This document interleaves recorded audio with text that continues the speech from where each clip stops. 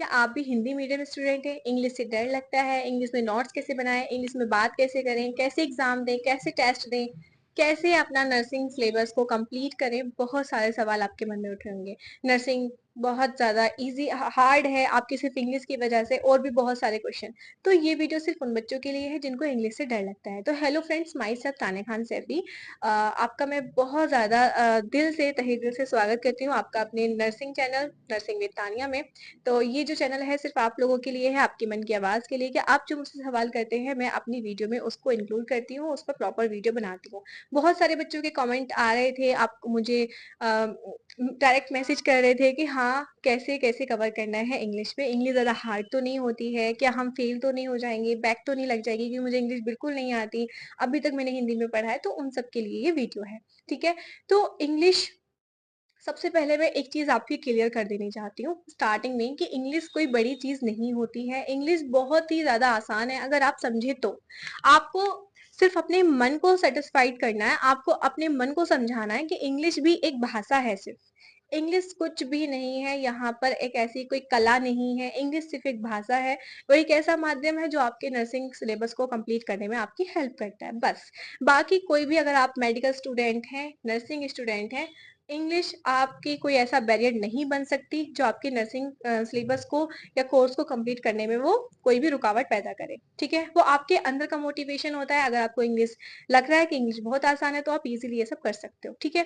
तो सबसे पहले मैं क्लियर करती जाती हूँ, दो तीन चीजें मैं आपको बताऊंगी जो आपको यूज करनी है, ये चीजें आजमानी है, उसके बाद आपकी जो इंग्लिश है वो इजी हो जाएगी। ठीक है। तो वीडियो को स्टार्ट करने से पहले मेरे एक वीडियो पे लाइक कर दीजिए, उसके बाद एक प्यारा सा कमेंट, और अगर चैनल पर नए हैं तो सब्सक्राइब किए बिना बिल्कुल मत जाना। ठीक है। सब्सक्राइब कर देंगे तो मेरा जो नेक्स्ट वीडियो रहेगा वो आपकी ही कमेंट पर रहेगा, आपके डाउट्स क्लियर करने के लिए रहेगा। तो इस चैनल पर बने रहें अपनी नर्सिंग कोर्स को आसान बनाने के लिए। ठीक है। सबसे पहली चीज, इंग्लिश को आप ओवरकम करना है तो सबसे पहली चीज है कि आपको रेगुलरिटी लानी है अपनी डेली एक्टिविटीज में, इंग्लिश को इंक्लूड करके। इंग्लिश के वर्ड्स यूज करने हैं, मेडिकल टर्म अपनी लैंग्वेज में यूज करनी है। अगर किसी से बात कर रहे हैं तो आपको एक सेंटेंस इंग्लिश में बात करनी है, एक करके आपको इंग्लिश में डेली आपको इंक्लूड करना है। रेगुलरिटी लानी है इंग्लिश को सीखने के लिए अपनी डेली लैंग्वेज में यूज करके। डेली लैंग्वेज लाइक अगर आप किसी पेशेंट से बात कर रहे हैं तो उसे अपना इंट्रोडक्शन इंग्लिश में दो। Hello, my self Tania and I am a nursing student, I am a student, nursing student, nursing nurse student, and can I check your pulse, can I check your BP। ऐसे करके आप बहुत easy language में उससे बात करना start करें। उसको समझ में नहीं आएगा, आप अगर कोई समझने वाला है कि हाँ इंग्लिश समझते हैं तो आप उनसे इंग्लिश में बात कर सकते हैं। ऐसा नहीं कि जो हिंदी वाला पेशेंट है उसको बिल्कुल नहीं आती, आप उसके सामने इंग्लिश झाड़ो जाके, तो वो बहुत ज्यादा गलत हो जाएगा। ठीक है।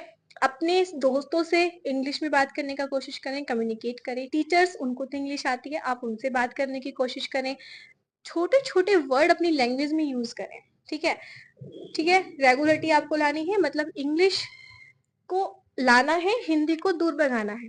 ठीक है। अगर आप नर्सिंग स्टूडेंट है, हिंदी रहिए, घर पर अपना हिंदी बोलिए, लेकिन अगर जितना ज्यादा हो सकता है अपनी लैंग्वेज में आपको इंग्लिश ऐड करनी है।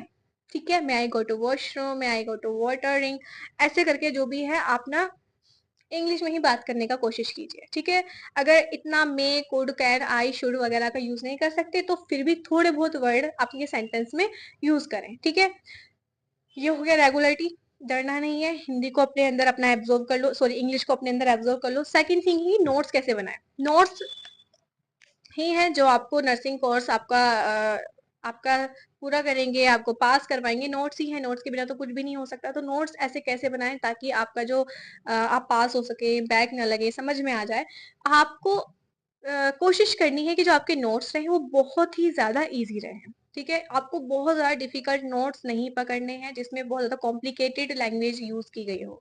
आप अपने टीचर से बात कीजिए इस बारे में कि वो कैसी बुक प्रेफर करें, ऐसी बुक प्रेफर करें जिसमें बहुत ही इजी लैंग्वेज में समझाया गया हो।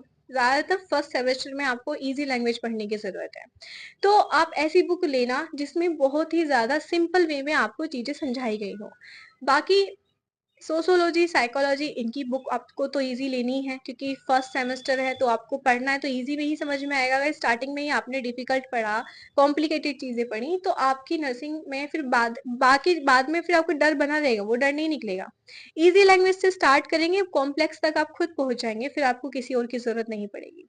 एक सेंटेंस लिखिए, एक सेंटेंस लिखिए, सेंटेंस मीन अपने कोर्स से रिलेटेड, नोट्स से रिलेटेड नोट्स बनाइए। सेकंड सेंटेंस अपने दिमाग में हिंदी में सोचिए कि हाँ इसका ये हो सकता है, तो उसे फिर इंग्लिश में लिखने की कोशिश कीजिए पहले सेंटेंस को देखकर।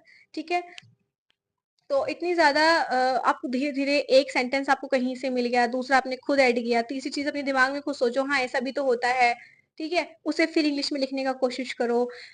ठीक है, ऐसे करके आपका जितना भी आपका कंप्लीट होने में वो आपका हेल्प करेगा। नोट्स, नोट्स आपको खुद बनाने हैं, टीचर से हेल्प लेनी है, बहुत सारी चीजें। ठीक है, तो आपके नोट्स ऐसे ऐसे बन जाएंगे इजी। और थर्ड चीज अगर आपकी है तो वो है कि मेडिकल टर्म, मेडिकल टर्म एक ऐसी चीज है, मेडिकल टर्म जो आपकी पूरी नर्सिंग में आपका साथ देगी। मेडिकल टर्म के बिना कुछ भी नहीं है, पूरा मेडिकल कोर्स आपका, नर्सिंग कोर्स जो है मेडिकल टर्म पर डिपेंड है।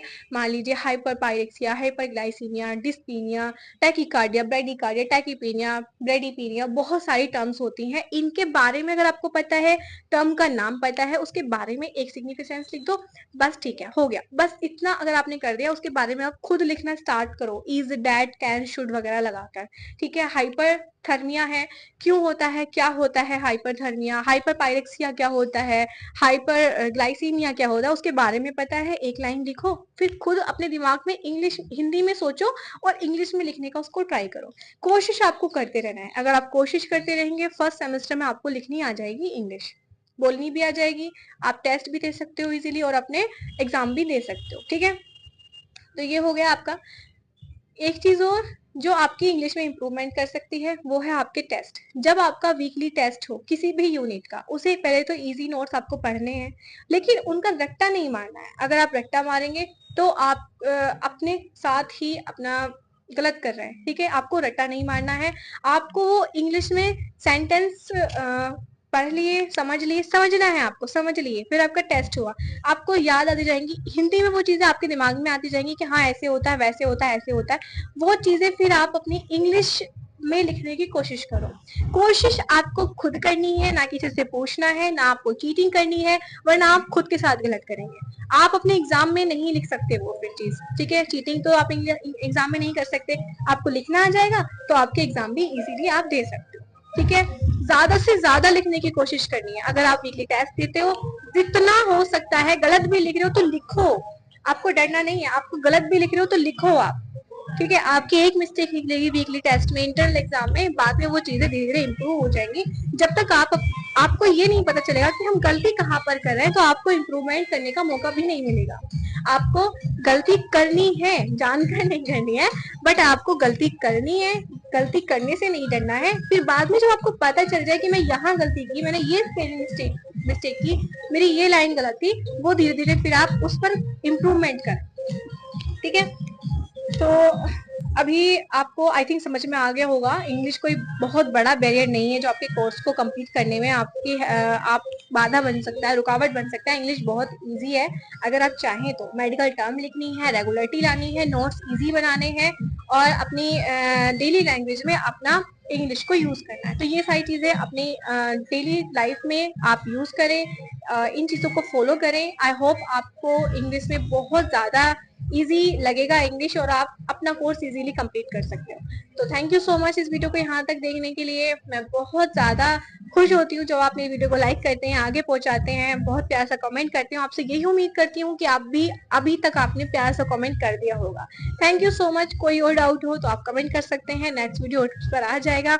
10 से ज्यादा एक ही टॉपिक पर अगर कमेंट हुए तो मैं उस टॉपिक पर वीडियो बनाऊंगी जो कि हेल्पफुल होने वाला होगा आप सबके लिए। तो थैंक यू सो मच, मिलते हैं मेरी नेक्स्ट वीडियो में, तब तक के लिए टाटा बाय बाय।